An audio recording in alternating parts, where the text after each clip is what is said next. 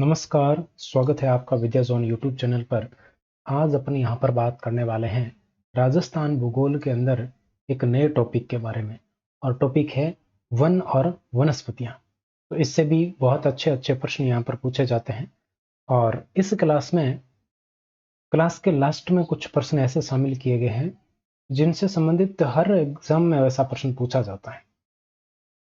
हर exam में, मतलब राजस्थान का कोई भी एग्जाम हो, उसमें ऐसा प्रश्न पूछा ही जाता है। तो आप इस क्लास को लास्ट तक देखिएगा और उन प्रश्नों को भी आप अटेम्प्ट कीजिएगा, ताकि आपको भी ये अनुमान हो जाए, आपको भी अभ्यास हो जाए, आपको पता चल जाए कि किस प्रकार के प्रश्न हैं वो पूछे जाते हैं। तो चलिए बात करते हैं आज की क्लास की, और आज की क्लास आपके सामने है। पहला प्रश्न, राजस्थान में अरावली वन रोपण परियोजना कब आरंभ की गई? बताइए, देखें। राजस्थान की अरावली वन रोपण परियोजना है, वो कब प्रारंभ की गई थी, ये आपको बताना है।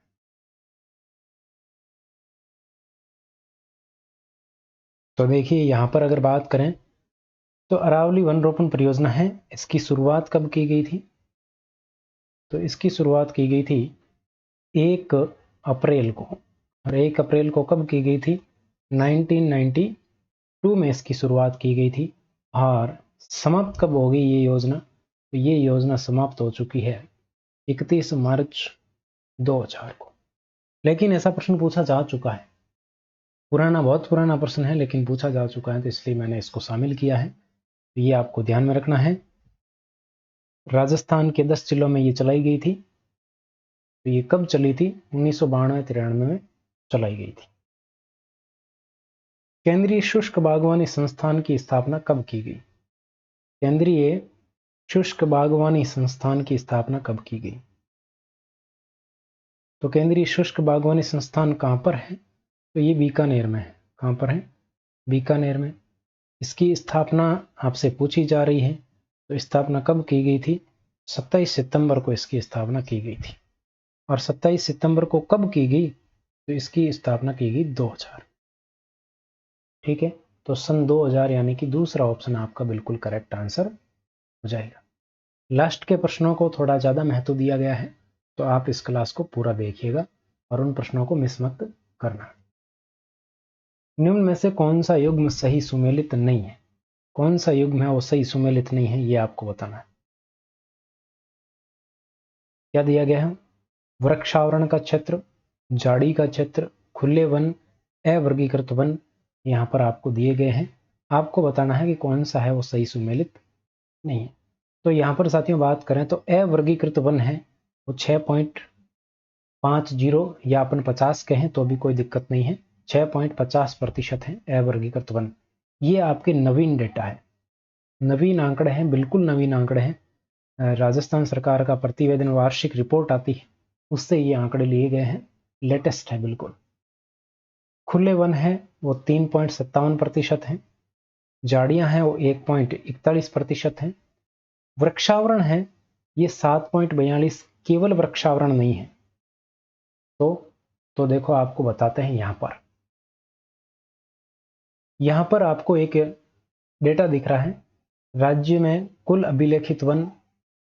यहां पर देखो 32,921 वर्ग किलोमीटर।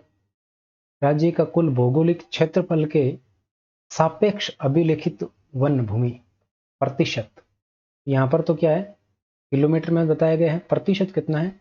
9.60% है। ठीक है, यही प्रतिशत, इसी का प्रतिशत ये बताया गया है। अभिलेखित वनों का प्रतिशत कितना है? तो अभिलेखित वन कितने? अभिलेखित का मतलब जिनका रिकॉर्ड है, रिकॉर्डेड फॉरेस्ट की बात की जा रही है। तो रिकॉर्डेड फॉरेस्ट है 32,921। कितने प्रतिशत है कुल भौगोलिक क्षेत्रफल का? 9.60% है। अब राज्य का कुल वनावरण कितना है, फॉरेस्ट कवर कितना है? वनावरण, कुल वन आवरण की बात करें तो ये आपके 16,655 वर्ग किलोमीटर है। और ये कितने प्रतिशत है? ये आपके 4.86%, यानी कि 4.86% अपन इसको कहेंगे। फिर है राज्य का वृक्षावरण कितना है? तो राज्य का वृक्षावरण पूछे तो 2.56%, और किलोमीटर में कितना है 8,733 वर्ग किलोमीटर।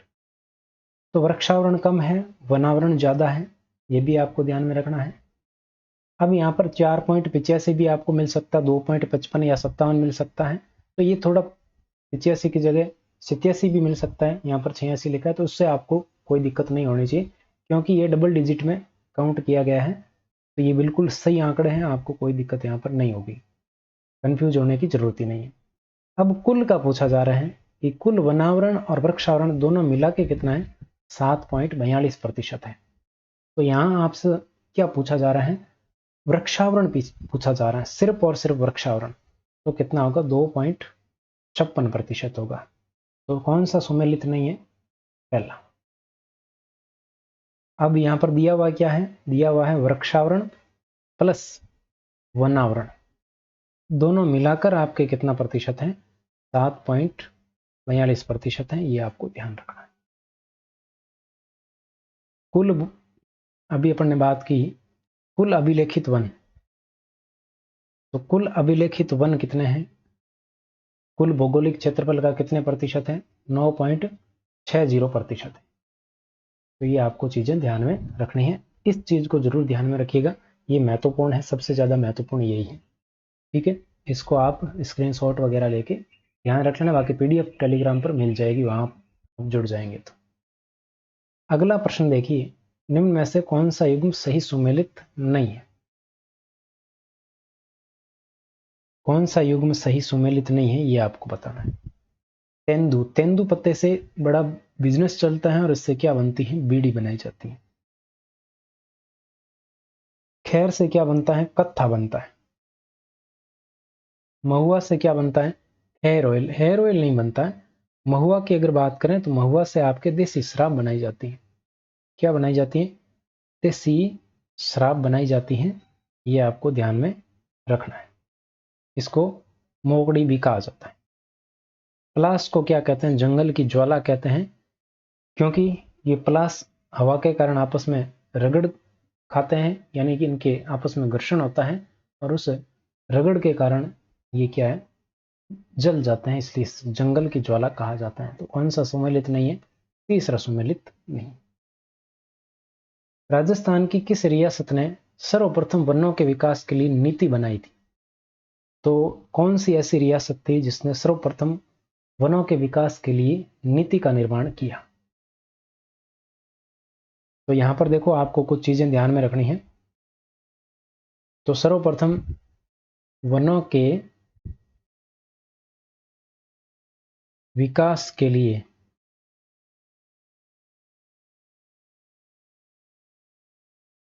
नीति किसने बनाई, तो नीति बनाई जोधपुर रियासत ने। कौन सी रियासत ने, जोधपुर रियासत ने नीति बनाई। कब बनाई, 1910 में बनाई। ठीक है। वन संरक्षण कानून किसने बनाया, सबसे पहले वन संरक्षण कानून, तो राजस्थान में सबसे पहले किस रियासत ने वन संरक्षण कानून बनाया, तो ये बनाया अलवर रियासत ने। कौन सी रियासत ने, अलवर रियासत ने बनाया। कब बनाया, 1935 में। देखो विकास तो शुरू हो गया 1910 में जोधपुर के द्वारा, संरक्षण किसने शुरू किया, अलवर ने शुरू किया 1935 में। अब देखो वनों के लिए तो बात चली, लेकिन वन्य जीवों के लिए अभी तक बात नहीं चली। तो वन्य जीव संरक्षण कानून किसने बनाया,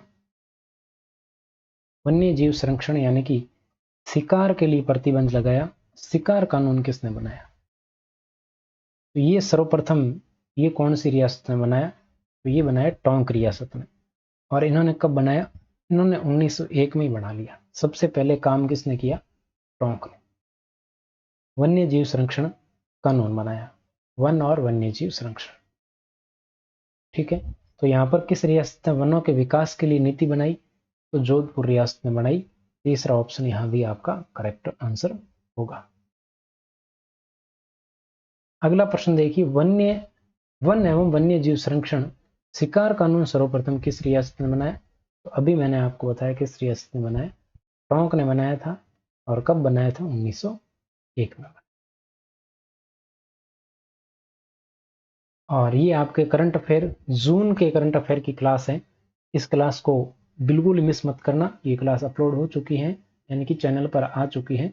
इसको ज़रूर जाकर अभी देखिएगा, और सभी क्लासों का लिंक है वो डिस्क्रिप्शन में आपको मिल जाएगा।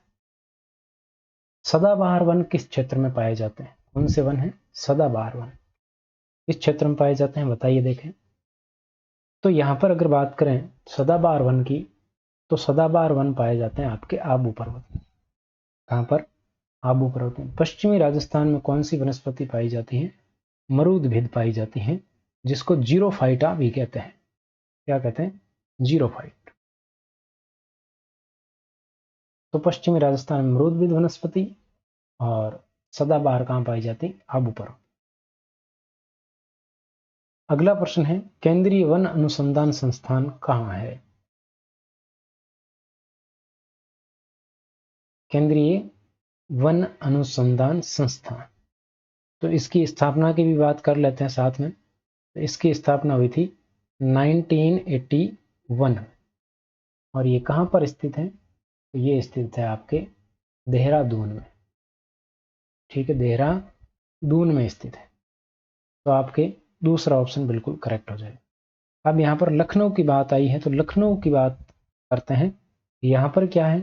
तो यहाँ पर भी एक संस्थान है जिसका नाम है केंद्रीय वनस्पति अनुसंधान संस्थान।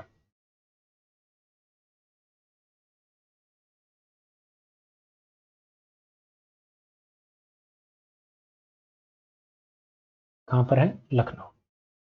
आगे बढ़ते हैं। अगला प्रश्न है, प्रथम अमृता देवी वन्य जीव पुरस्कार किसे प्रदान किया गया था? अमृता देवी का नाम वनों के संरक्षण के लिए जाना जाता है, और पहला अमृता देवी पुरस्कार किसे दिया गया, ये आपको बताना है। ये वन संरक्षण के क्षेत्र में दिए जाने वाला सर्वोच्च पुरस्कार है, अमृता देवी वन्य जीव पुरस्कार। तो इसकी अगर बात करें तो ये सबसे पहले दिया गया था गंगाराम विश्नोई को। पहला पुरस्कार किसको दिया?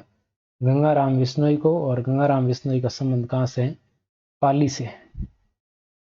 ठीक है, आप मेरे को बताइए कि विश्व का एकमात्र वृक्ष मेला कहाँ बढ़ता है? वृक्ष मेला है वो कहाँ लगता है, कौन से स्थान पर लगता है?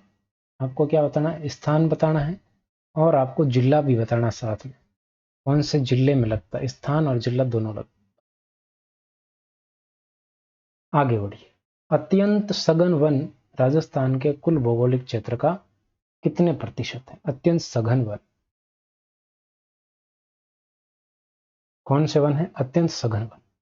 तो आपने अत्यंत सघन वन, मध्यम सघन वन, खुले वन, ये आपने नाम सुना होगा। तो आइए इनकी चर्चा करते हैं। यहां पर देखो, वीडीएफ का मतलब है वेरी डेंस फॉरेस्ट, यानी कि अत्यंत सघन वन। वीडीएफ का मतलब क्या है? अत्यंत सघन। एमडीएफ का मतलब है मॉडरेट, यानी कि मध्यम सघन वन। और ओएफ का मतलब है ओपन फॉरेस्ट, यानी कि खुले फॉरेस्ट। स्क्रब का मतलब है झाड़ी, क्या है? झाड़ी। और ओएफ का मतलब है खुले वन। तो यहां पर आपको एक चीज और ध्यान में रखनी कि अगर क्रॉप डेंसिटी, यानी कि जो पौधे उग रखे हैं जंगल में, उनकी घनत्व, डेंसिटी यानी कि उन घनत्व अगर 70% से ज्यादा हो तो उनको कहते हैं अत्यंत सघन, और 40 से 70 के बीच हो घनत्व तो उसको कहते हैं मॉडरेटली डेंस फॉरेस्ट, यानी कि मध्यम सघन वन। और 10 से 40 हो तो उनको कहते हैं खुले, और 10% से नीचे हो तो उनको कहते हैं झाड़ियाँ। मतलब थोड़ी दूर दूर हो तो झाड़ियाँ, थोड़ी और पास आ जाए 10 से 40% तो वहाँ पर ओपन फॉरेस्ट, और थोड़ी और नज़दीक आ जाए झाड़ियाँ तो उनको कह देते हैं मॉडरेटली डेंस फॉरेस्ट। और 70% यानी पौधे से पौधे लग जाए, पैर देने के लिए आपको जगह नहीं मिले जंगल के अंदर, तो वो अत्यंत सघन वन कहलाता है। और ये आपके राजस्थान में है, 0.02%। अत्यंत सघन वन कितने हैं? 0.02% हैं, सिर्फ और सिर्फ 78.15 वर्ग किलोमीटर के अंदर ही फैले हुए हैं। ये बिल्कुल लेटेस्ट डेटा है ये भी। और यहाँ पर मॉडरेटली की बात करें तो ये 1.28 है, ओपन फॉरेस्ट 3.57 है, और झाड़ियां हैं वो कितनी है? 1.41, और टोटल तीनों को मिलाकर बात करें तो 4.87 है। झाड़ियां अलग रखी जाती हैं हमेशा। तो देखो यहाँ पर क्या पूछा है आपके, अत्यंत सघन वन पूछा है, तो अत्यंत सघन वन कौन सा हो जाएगा? 0.02%, अत्यंत सघन वन। और यहाँ पर ये क्या है? तो ये प्रतिशत हटा दें और इसको कर दें वर्ग किलोमीटर, तो ये आपके अत्यंत सघन वन का क्षेत्रफल है। 1.28 क्या है? ये है सामान्य या मध्यम सघन वन। सामान्य सघन वन इनको कहते हैं एमडीएफ, यानी कि मॉडरेटली, एमडीएफ। 4.87 की बात करें तो इसमें वीडीएफ प्लस एमडीएफ, यानी कि अत्यंत सघन वन, मध्यम सघन वन और ओपन फॉरेस्ट, इन तीनों को मिलाकर कितना है? 4.87% है। ठीक है, ये आपको ध्यान में रखना है। तो वीडीएफ कितना हो गया? 0.02%, एमडीएफ कितना है? 1.28%, और ओपन फॉरेस्ट कितना है? 3.57%, और 1.41 है आपके झाड़ियां। तो आपका आंसर क्या हो जाएगा? पहला ऑप्शन बिल्कुल करेक्ट हो जाएगा। इसका आप स्क्रीनशॉट लेकर ध्यान रखें। अगला प्रश्न देखो, निम्न में से कौन सा युग्म असुमेलित है? असुमेलित आपको बताना है। सालर वन कहां पाए जाते हैं? अलवर अजमेर। ढाक वन कहां पाए जाते हैं? चित्तौड़गढ़। और सदाबहार वन कहां पाए जाते हैं? सिरोही। शुष्क सागवान वन कहां पाए जाते हैं? जैसलमेर, बीकानेर। तो यहां पर आपको बताना है कौन सा असुमेलित। तो सालर वन आपके अजमेर और अलवर में पाए जाते हैं, बिल्कुल ठीक है। ढाक वन है वो चित्तौड़गढ़ में पाए जाते हैं। सदाबहार वन सिरोही में पाए जाते हैं, आबू पर्वत में। और शुष्क सागवान वन है जैसलमेर, बीकानेर में नहीं पाए जाते। ये कहाँ पाए जाते हैं? तो ये पाए जाते हैं डूंगरपुर, बांसवाड़ा में। कहाँ पर? डूंगरपुर और बांसवाड़ा के क्षेत्र में पाए जाते हैं। तो चौथा ऑप्शन आपका बिल्कुल करेक्ट आंसर हो जाएगा। अगला प्रश्न देखिए, राजस्थान में राजीव गांधी पर्यावरण संरक्षण पुरस्कार कब प्रदान किए जाते हैं? राजीव गांधी पर्यावरण संरक्षण पुरस्कार। तो यहाँ पर ऑप्शन देखकर आपको क्या लगता है कि किस दिन प्रदान किए जा सकते हैं? तो यहाँ पर 5 जून को प्रदान किए जाते हैं। 5 जून को। 5 जून को क्यों प्रदान किए जाते हैं? क्योंकि 5 जून को अपन क्या मनाते हैं? पर्यावरण दिवस मनाते हैं, विश्व पर्यावरण दिवस मनाया जाता है। 16 सितंबर को कौन सा दिवस मनाते हैं? तो ओजोन संरक्षण दिवस मनाते हैं। कौन सा? ओजोन दिवस। 22 अप्रैल को क्या मनाते हैं? 22 अप्रैल को पृथ्वी दिवस मनाया जाता है। क्या मनाया जाता है? पृथ्वी दिवस मनाया जाता है। और 20 अगस्त को क्या है? तो राजीव गांधी जी का जन्मदिन है। राजीव गांधी जी का जन्मदिन है 20 अगस्त के। आगे बढ़े, बीड़ कहाँ पाए जाते हैं? ये बीड़ है। बीड़ कहाँ पाए जाते हैं? देखो, एक होता है बीड़, एक आपके हैं बीहड़। तो दोनों के ऑप्शन का भी ध्यान रखना है। जैसे ऑप्शन आए उसी अनुसार आपको चलना है। हो सके एग्जामिनर बीहड़ ही पूछ ले बीड़ लिख के। ये दोनों चीजें आपको ध्यान में रखना है। तो बीड़ का निर्माण होता है कांतली नदी द्वारा। किसके द्वारा? कांतली नदी से। बीहड़ का निर्माण होता है चंबल नदी से। ठीक है। और कांतली नदी की अगर बात करें तो ये निर्माण कहाँ करती है? तो ये निर्माण करती हैं सीकर में, जोधपुर में, और बीकानेर में, चूरू में। इन क्षेत्रों में कांतली नदी के द्वारा। चंबल नदी की बात करें तो ये बीहड़ का निर्माण कहाँ करती है? सवाई माधोपुर में, करौली में, धौलपुर में। यहाँ पर बीहड़ का निर्माण होता है। बीहड़ या बीड़ क्या है? तो दोनों की परिभाषा लगभग एक जैसी है। उबड़ खाबड़ नदियों के द्वारा उबड़ खाबड़ क्षेत्र का निर्माण हो गया है, उसको बीड़ या बीहड़ कहते हैं। अब देखो यहाँ पर बीड़ की बात पूछी जा रही, तो सीकर, जोधपुर और बीकानेर वाला क्षेत्र आएगा। यहाँ पर ये ऑप्शन में नहीं है, सवाई माधोपुर, करौली और धौलपुर, तो ये आपको ध्यान रखना है। अब बीहड़ पूछना चाहेगा तो ये बीड़ वाले जिले ऑप्शन में नहीं देगा। आगे बढ़ते हैं। भारत में वन विभाग की स्थापना कब हुई? भारत में वन विभाग की स्थापना कब हुई? तो वनों के विकास के लिए वन विभाग की स्थापना आपके कब हुई? तो इसकी स्थापना किसके द्वारा की गई और कब की गई, ये दोनों बातें आपको पता होनी चाहिए। तो बात करते हैं स्थापना की। स्थापना किसके समय हुई? स्थापना हुई लॉर्ड डलहौजी के समय। किसके समय? डलहौजी के समय हुई। कब हुई? तो ये हुई 1854 में। सॉरी, कब हुई? 1854 में हुई है, 57 नहीं, 54। 1854 में, ठीक है। अभी जो अपन आंकड़े पढ़ रहे हैं, ये एक तो है आपके राजस्थान सरकार के द्वारा जारी वार्षिक रिपोर्ट के आधारित, दूसरा है वन रिपोर्ट पर आधारित। इस पे आधारित है, वन रिपोर्ट पर आधारित। वन रिपोर्ट कौन जारी करता है? तो वन अनुसंधान केंद्र देहरादून के द्वारा जारी की जाती है। प्रत्येक 2 वर्ष में जारी होती है। कब होती है? 2 वर्ष में एक बार जारी होती है। और अभी जो अपन अध्ययन कर रहे हैं, ये कौन सी रिपोर्ट है? ये 17वीं वन रिपोर्ट है, ठीक है। इसमें डेटा कलेक्ट किया गया सैटेलाइट के द्वारा। ये भी आपको चीजें ध्यान में रखनी। तो आपका आंसर क्या हो जाएगा? यहाँ पर दूसरा ऑप्शन बिल्कुल करेक्ट हो जाएगा। अगला है, राजस्थान में वनों की कमी का क्या कारण है? वनों की कमी का क्या कारण है, ये आपको बताना है। जलवायु परिवर्तन, वनों की अत्यधिक कटाई, अत्यधिक पशुचारण, इनमें से कोई नहीं। तो यहाँ पर अगर बात करें तो मुख्य कारण पूछा है यहाँ पर।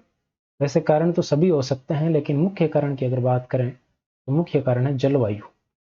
राजस्थान की जलवायु इसी प्रकार की है, इसके कारण यहाँ पर वन कम क्षेत्र में पाए जाते हैं। अगला है, राजस्थान में पर्णपाती वन कहाँ पाए जाते हैं? पर्णपाती वन कहाँ पाए जाते हैं? तो पर्णपाती वन की अगर बात करें तो सीधा सीधा आपको ध्यान में रखना है कि पर्णपाती वन आपके पूर्वी मैदानी क्षेत्रों में पाए जाते हैं। कहाँ पर? पूर्वी मैदानी क्षेत्रों में। पश्चिम मरुस्थल की बात अपन कर चुके हैं। यहाँ पर कौन सी वनस्पति पाई जाती है? मरुदभिद वनस्पति पाई जाती है। दक्षिणी पूर्वी पठारी भाग की अगर बात करें तो यहाँ पर आपके शुष्क सागवान वन पाए जाते हैं। अभी अपन डूंगरपुर बांसवाड़ा की बात करके आए, यहाँ पर कौन से शुष्क सागवान वन पाए जाते हैं।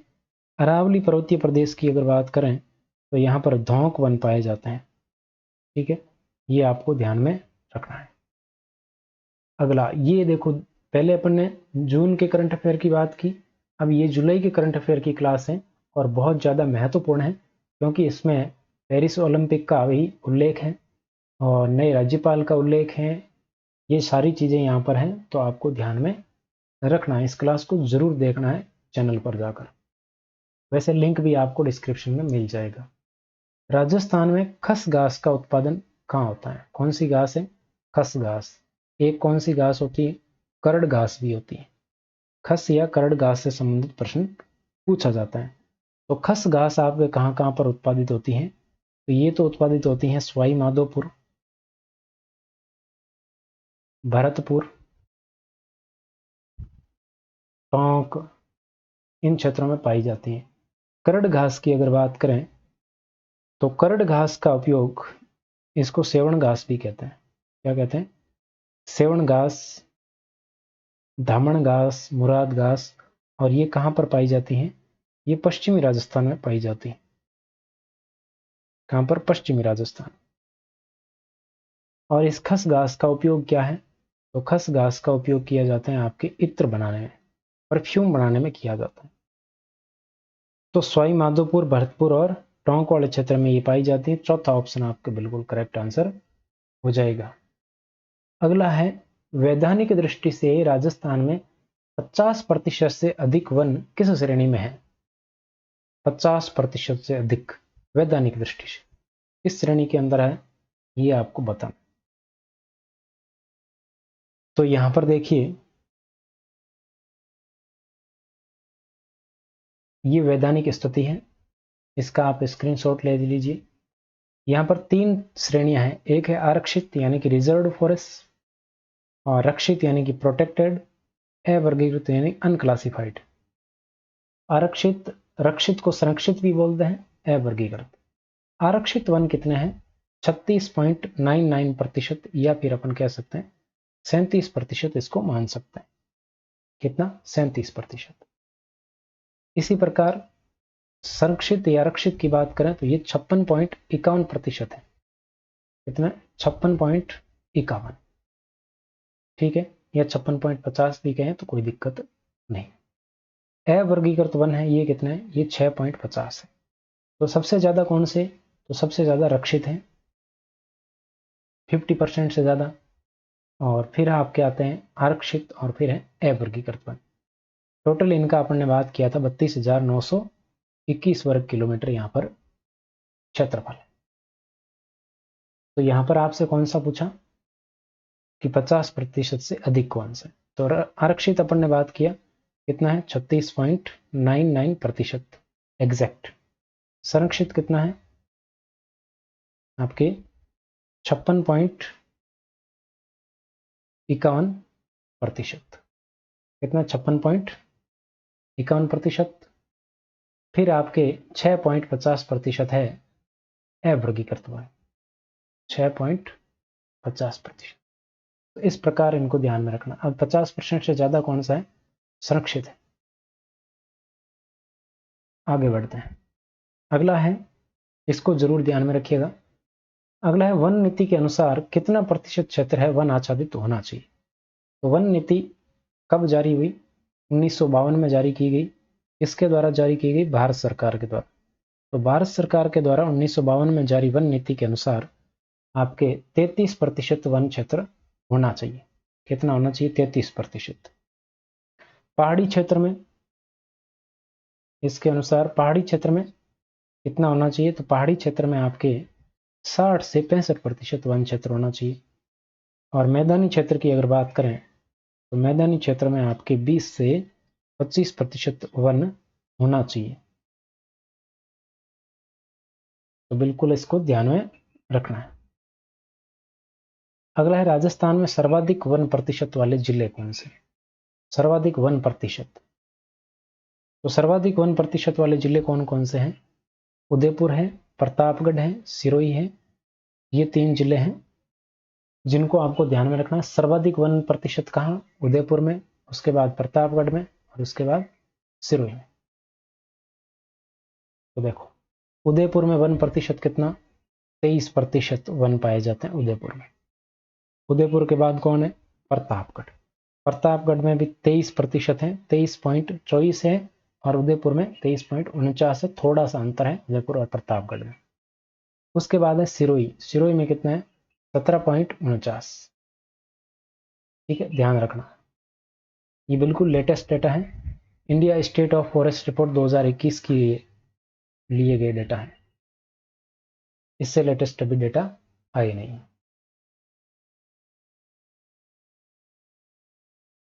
ये आपके जलवायु और मानसून वर्षा से संबंधित क्लास राजस्थान भूगोल की आपने नहीं देखी तो जरूर जाकर देखिएगा। राजस्थान में सर्वाधिक वन विस्तार वाले जिले या वन क्षेत्रफल पूछ ले, वन विस्तार या वन क्षेत्रफल वाले जिले कौन से हैं, ये आपको बताना है। तो वन क्षेत्रफल वाले या वन विस्तार वाले अगर आपसे पूछे तो ये है 1% और वन क्षेत्रफल में एक ही है, उदयपुर टॉप में है। यहाँ पर उदयपुर के बाद अलवर है, और फिर कौन है? प्रतापगढ़ है। वहां पर प्रतापगढ़ और सिरोही था, यहाँ पर अलवर और प्रतापगढ़ है। तो दूसरा ऑप्शन आपका बिल्कुल करेक्ट हो जाएगा, उदयपुर, अलवर, प्रतापगढ़। ये वन क्षेत्रफल में है। अगला है राजस्थान में वन स्थिरता वाले जिले कौन से हैं, जहां पर ना तो वृद्धि हुई है ना कमी हुई है, वन स्थिरता वाले जिले पूछे। तो वन स्थिरता वाले जिले कौन कौन से हैं, तो ये हैं दौसा, करौली और धौलपुर। यहां पर कमी या वृद्धि नहीं हुई, तीसरा ऑप्शन। अगला प्रश्न है राजस्थान में प्रशासनिक दृष्टि से अभिलेखित वन का क्षेत्र कितना है। तो अभिलेखित वन के क्षेत्र की अपन बात करें तो ये अभी अपन देख के आए हैं 32,921 वर्ग किलोमीटर है। कितना है? 32,921 वर्ग किलोमीटर। ये लेटेस्ट है, आपको ध्यान रखना चाहिए। आपने इससे अलग पढ़ा होगा, ये 737 वाला आपने पढ़ा होगा, लेकिन ये लेटेस्ट है, बिल्कुल आधिकारिक है, इसमें कोई डाउट नहीं। आप चाहें तो फॉरेस्ट डिपार्टमेंट की साइट पर जाकर एनुअल रिपोर्ट लेटेस्ट वाली 2024 वाली डाउनलोड कर लीजिए, उसमें आपको ये आंकड़े मिलेंगे। ठीक है,